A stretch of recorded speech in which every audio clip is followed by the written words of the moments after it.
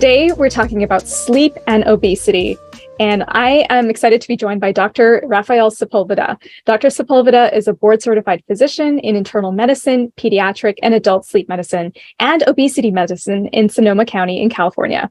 Dr. Sepulveda's focus and skills include evaluation and treatment of obesity, weight-related disorders, obstructive sleep apnea, central sleep apnea, restless leg syndrome, narcolepsy, insomnia, parasomnias, and a variety of sleep-related disorders.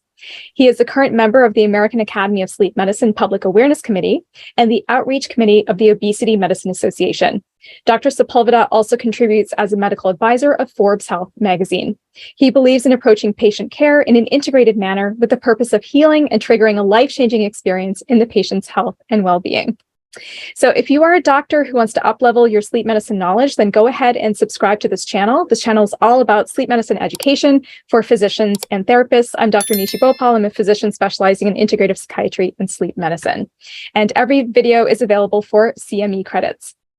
So, and also a quick note for doctors before we jump in, you can grab my free sleep mini course at intrabalance.com/doctors. It's filled with lots of great pearls you can use in your clinical practice. So thanks, Dr. Sepulveda, for coming on today. I'm really excited to learn from you about obesity and sleep. Thank you. A pleasure to be around and hopefully, have more accessibility for everyone in terms of, how to, identify those patients that need help with sleep and obesity medicine. Yeah, and there's such an overlap with obesity and sleep, and even for me as a sleep doctor, reading sleep studies. Patients with sleep apnea, more often than not, we see that they are also struggling with weight management. There's such a bi-directional relationship. So could you tell us a little bit about your work in obesity and sleep medicine and how you've kind of combined those two specialties in your practice? Yeah, so I mean, it's been kind of a research-oriented type of approach. So I started as a sleep medicine physician, after doing internal medicine, and I kind of fell in love with sleep medicine. Usually screening patients for sleep disorders is kind of a scavenger hunt, I call it at times. But it's very rewarding once they feel a lot better and their sleep, it's good quality and quantity. So during my sleep medicine practice, I noticed that there was a lot of overlap, as you mentioned. And then that gave me curiosity and just kind of started researching how I could help people that have obesity-related disorders or obesity as a comorbid condition. And then that's what led to being board certified in obesity medicine. And in general, obesity medicine tries to approach obesity and obesity-related disorders in a very comprehensive manner and scientifically based.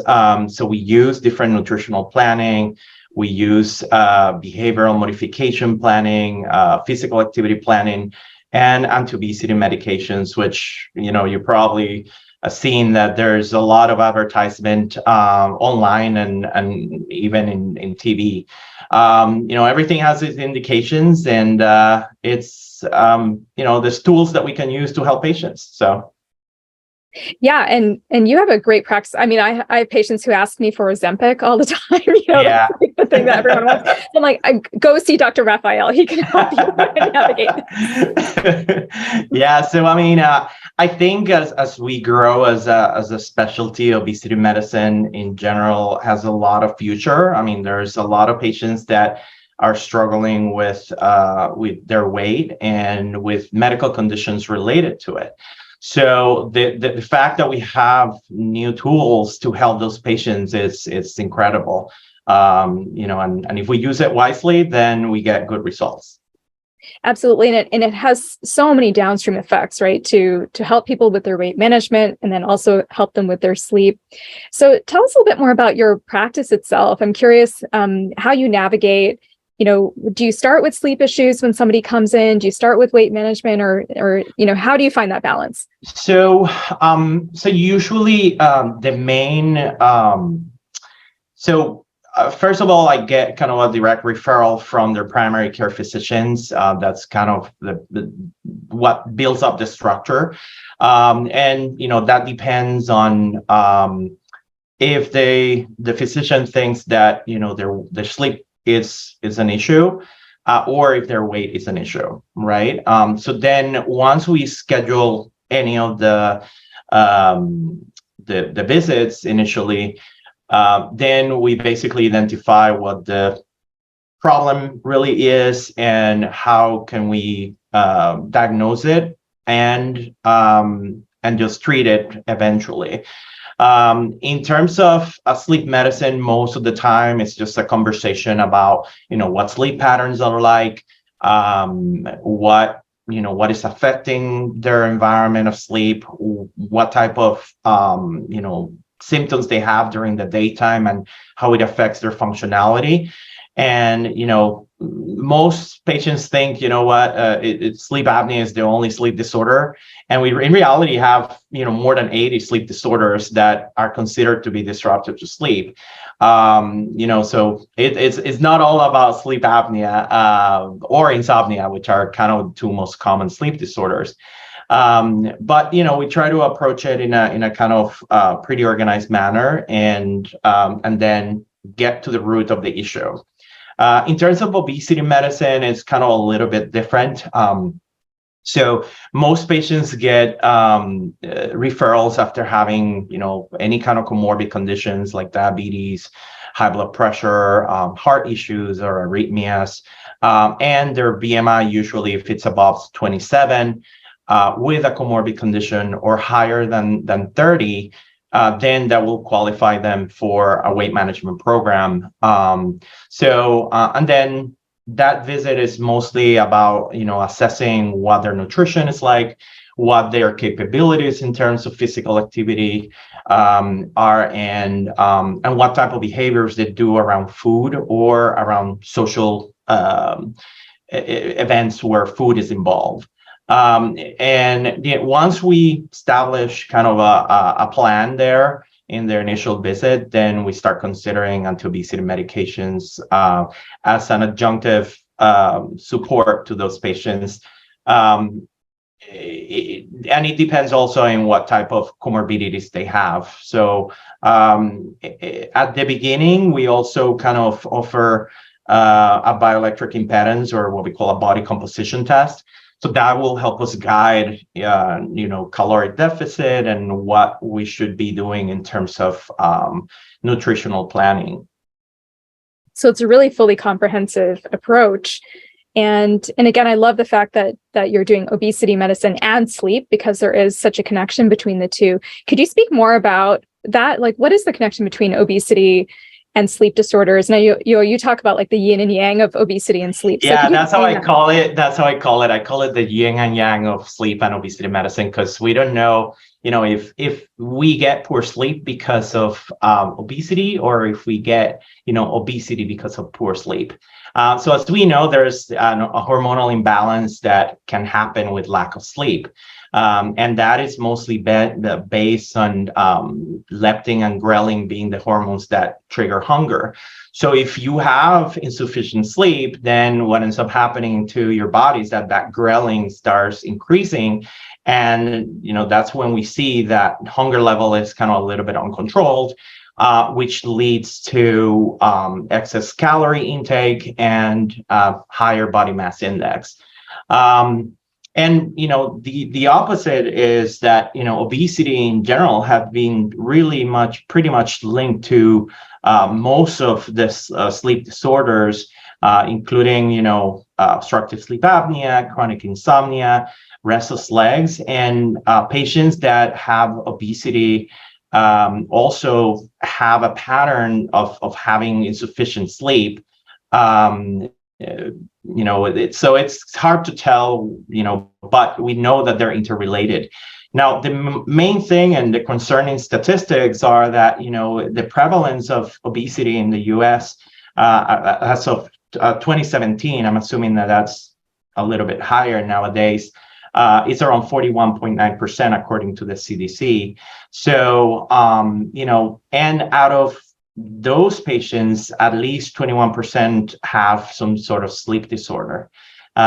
So it's a concerning, statistics, and it's something that would need to be approached and as a preventive measure for a lot of patients sooner than later. And one of the things and take home messages that I could give to all providers is that correcting sleep issues and weight issues early is probably the quickest way to help patients have a win on their health and in the long run. So it's something that we can do, and that will give them a good health in the long run.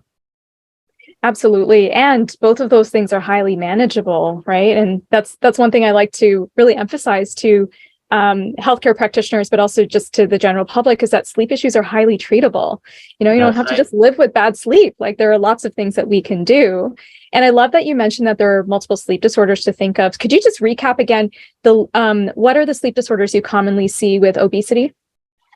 So obstructive sleep apnea is a big one. In reality, obviously, that is related to the structure of the airway and how much weight we put in that airway. But that's not the only reason why someone can have obstructive sleep apnea. Now, insomnia, it's been shown to be very common in patients with obesity as a disorder.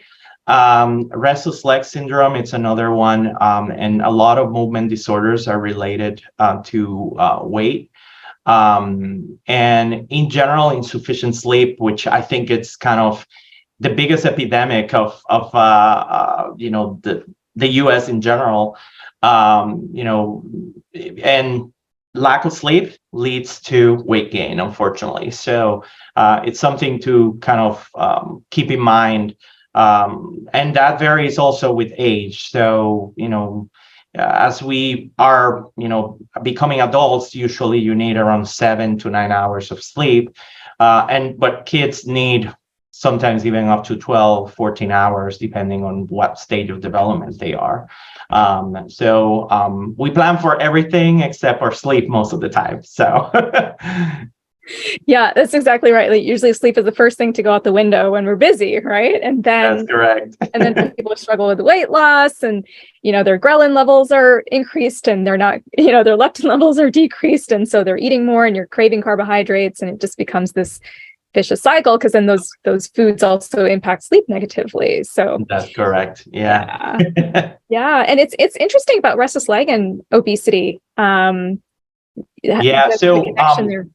I don't really think that there's an exact explanation that we have as sleep physicians of why that happens, but the incidence is pretty significant in patients that have a normal BMI versus patients that have a BMI higher than 30 at least.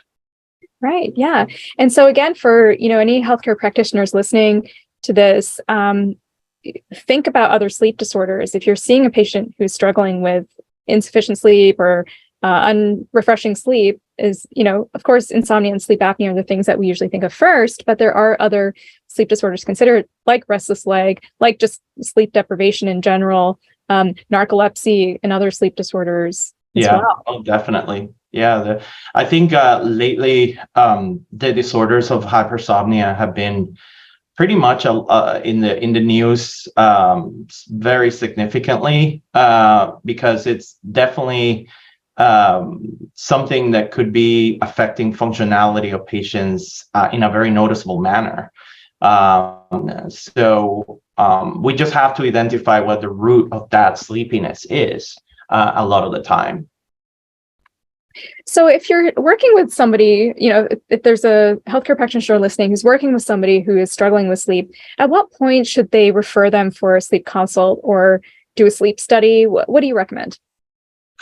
So, the most comprehensive way would be to, first of all, identify signs and symptoms of sleep issues. And, most of them are, patients that snore or that someone have witnessed them stopping breathing at night. Difficulties with initiating or maintaining sleep. That's actually pretty common. Sleepiness while driving or getting engaged in some sort of activity, fatigue or low energy that it's not really explained by any other comorbidity. Memory loss is another good one that we get refer patients pretty frequently. Patients that have kind of movements or like jerking or urge to move their legs. And then the group of parasomnias, which is basically any kind of disturbing dreams or nightmares, headaches in the morning, and changes in mood that are treated but not improving with conventional medication or even regular psychotherapy care. And high comorbidities, high risk comorbidities like atrial fibrillation or any kind of cardiac arrhythmia, blood pressure that is refractory to medications, heart issues, even diabetes. So those are big comorbidities that can help us suspect that sleep it might be an issue.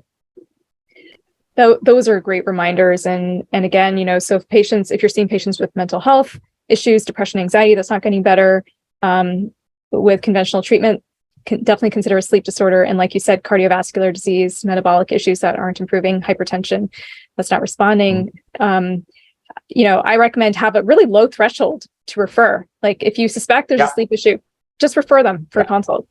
I always tell patients it doesn't hurt to know what's happening with your sleep.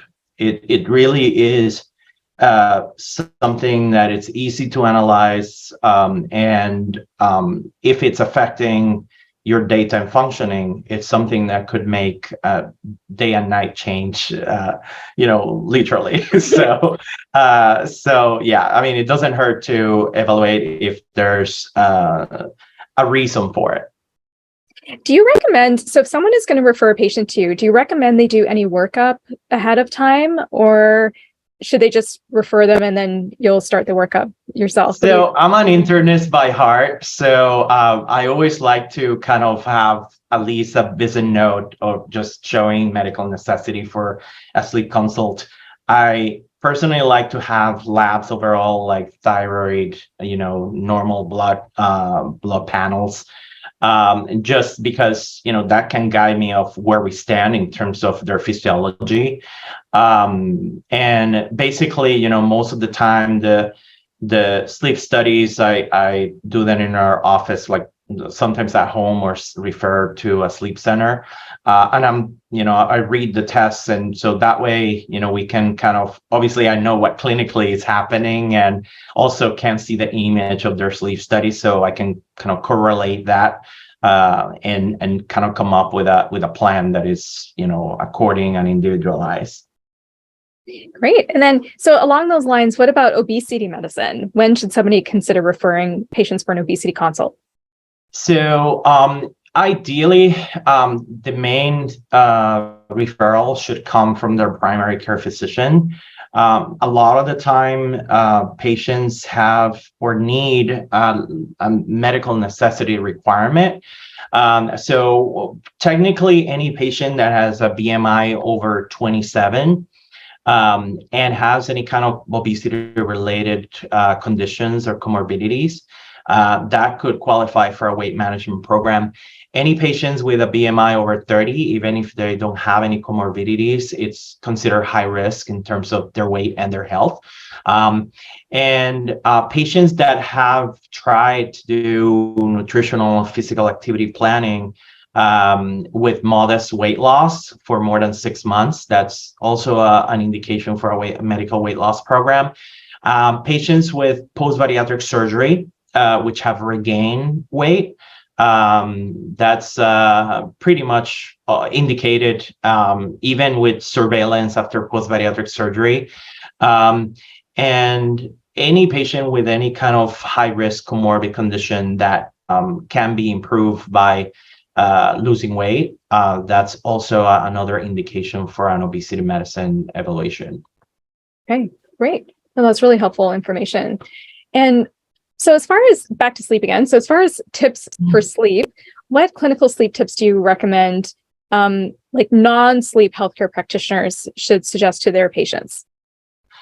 So I think the main one is always ask about sleep. You know, a lot of times most patients are completely unaware that they have any kind of abnormal sleep pattern or sleep disturbances. So just open up the conversation. It's actually the best first step, right? And also there's patients that neglect their sleep problem. Like they don't think their sleep is a problem because they're normal for such a long time. And always ask about how many hours of sleep or how many total sleep time they're having, because they might think that 5 hours a night it's normal. Also asking about any kind of what I call the quick sleep solutions, like using chronic use of sleep aids. A lot of the time we have patients that have been using a sleep aid every night for long amount of time. So, inquire about if those sleep aids have actually improved the quality of their sleep. Because one of the things that we always see with sleep aids is that, the patient is sleeping okay during the night, or they describe that as okay sleep. But then they feel a lot of sleep inertia or sleepiness when they get up, and it's hard to, they do their normal functioning. Ask about alcohol, any kind of sedatives, cannabis use, intake prior to bedtime as a sleep aid. And ask about their sleep environment. Ask about how their bedroom is, if it's warm, if it's cold, if there's light that is reflecting to them during the night that could potentially disturb their sleep. And I think the last one is always ask about daytime functioning. If the patient having sleepiness, are they fatigued and feel like their body is not really responding when they're trying to go through their normal daily functions. Ask about changes in mood that are unexplainable.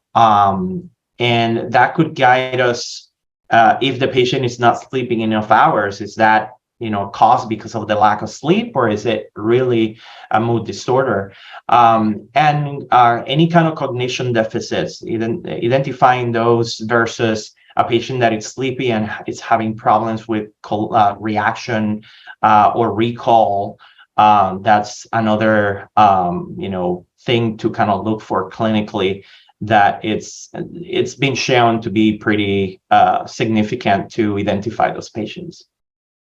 That's really helpful. And like you said, simply just opening up that conversation and asking is the first step, because it's going to help you identify what's going on. And when you can identify what's going on, it'll help you implement the appropriate interventions. And I was talking to Dr. Sarah Silverman in one of my other videos. She's a sleep psychologist. And she shared an interesting statistic, which was only about 12% of PCPs ask their patients about sleep during visits. And I mean, I understand why, like PCPs are so busy, right? That's correct. All physicians are busy, but like general practitioners are very busy. Yeah. And so one thing I suggest as well is you can even have a sleep questionnaire. If you don't have time to go into all of that during a session, have patients fill it out before a session. Are there any tools like that you recommend to healthcare practitioners? So I think in primary care, the stop bang is probably the one that is most used. There's always the Epworth sleepiness scale, which is the one that we sleep physicians we use in every visit. There's also the fatigue severity index, which it's another one that we use. So those are probably the three main ones that we use. But start with a stop bang and just ask about the most common symptoms. That's pretty much essential. Great. Yeah. And what about if people are just interested in their own sleep, like whether you're a healthcare practitioner working on your own sleep, or you just want to know some general tips, what do you suggest? So I always try to differentiate sleep in terms of sleep quantity, sleep quality, and sleep time. So that pretty much encompasses all the parts of sleep. So in terms of sleep quantity, we want to maintain a regular sleep schedule.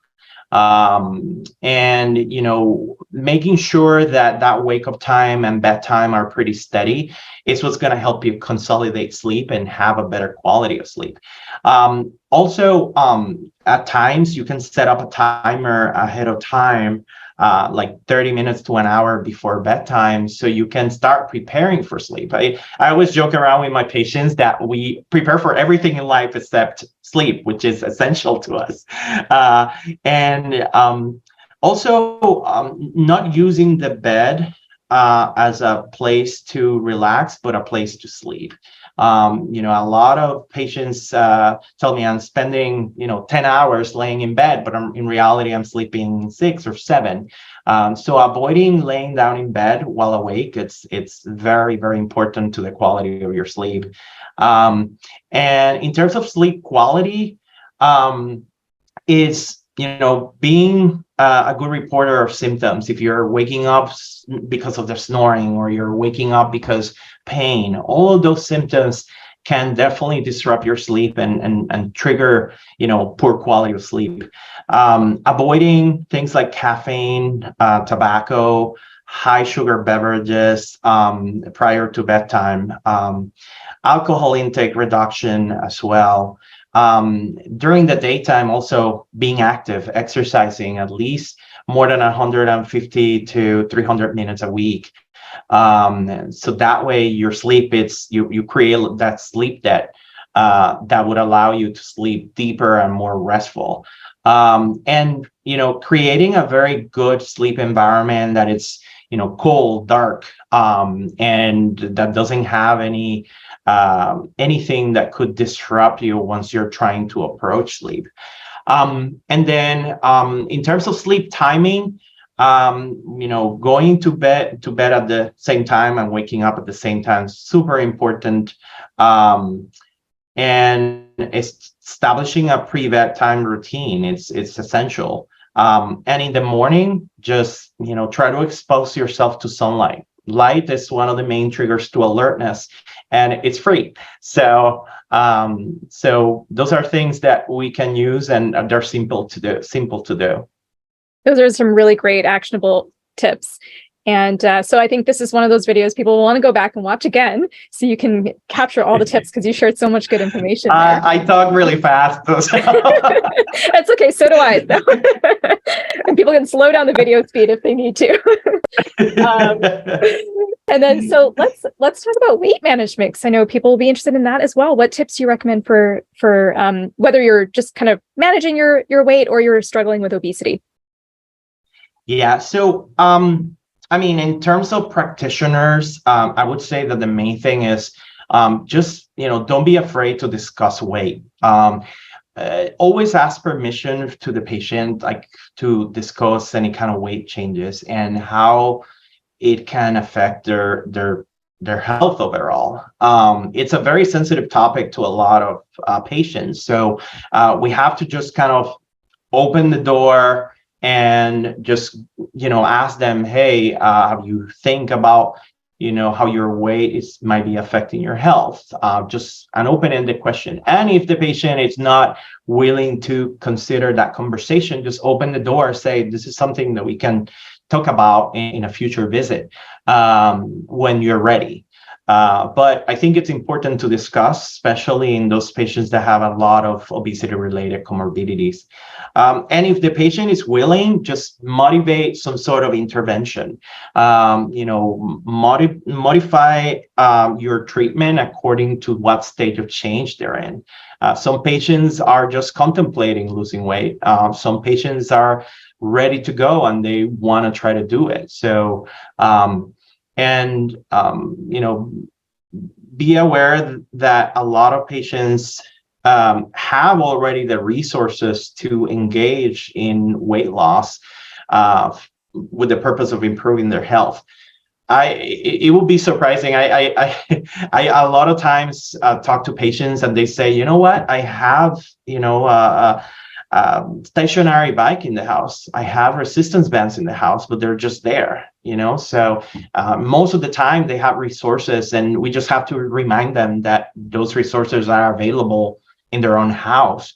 And establishing realistic goals that are obtainable is very, very important. So, that's where, planning and, basing your treatment on goals is extremely important. And refer patients that are struggling with doing it by themselves. Sometimes what they need is mostly support and someone that will guide them through that planning and how to achieve it. The other thing to consider is talking to them about health benefits. Discuss their medical conditions and or their mood disorder and how it can improve by losing weight or getting healthier. And discuss the risk and the benefits of engaging on weight loss or on a weight management journey. It's a lot of patients think that weight loss is a quick process, and it actually is a lifetime change that most patients need to do. And we're just here to give them the tools to be able to do that in the long run. Well, I really love your approach to all of this, to obesity, to sleep, and as you know, I have a psychiatry practice here, and your practice has been a great resource for me just to have a place to send my patients who need support with these things. So I'm glad. I'm always very excited to get new patients and get them motivated to do have a better quality of life, because that's why I started this practice in the first place. So. And it can be life-changing for a lot of patients. So, and at some point they become kind of like family, because you actually see them pretty often and see their motivation. So it's great to see. So tell us more about your practice. What is it called and how can people find you? So my practice is Sleep Fit Medical. We are in the heart of downtown Sonoma. We're in 369 Perkins Street. And you can find out information about the practice in our website, sleepfitmedical.com. Or you can, email us at office@sleepfitmedical.com. Our phone number is 707-776-6154. So you can talk to any of the staff, and we'll get things going. If a referral is needed, we'll reach out to your primary care, and just we're willing to help patients get the better out of them. So excellent. So we'll put all of those details in the video description below, with the website and the phone number and all your contact information. So thanks, Dr. Rafael, for joining me today. You provided so much great information. So I'm really grateful. Thank you for having me. I'm glad that we could finally do it after a couple of months. Yes, we've been trying to really schedule this and find a time, and so I'm really glad too that it worked out. So thanks again for coming on. All right, a pleasure. So if you are a doctor who wants to up-level your sleep medicine knowledge, then go ahead and subscribe to this channel. This channel is all about sleep medicine education for physicians and therapists. I'm Dr. Nishi Bhopal. I'm a physician specializing in integrative psychiatry and sleep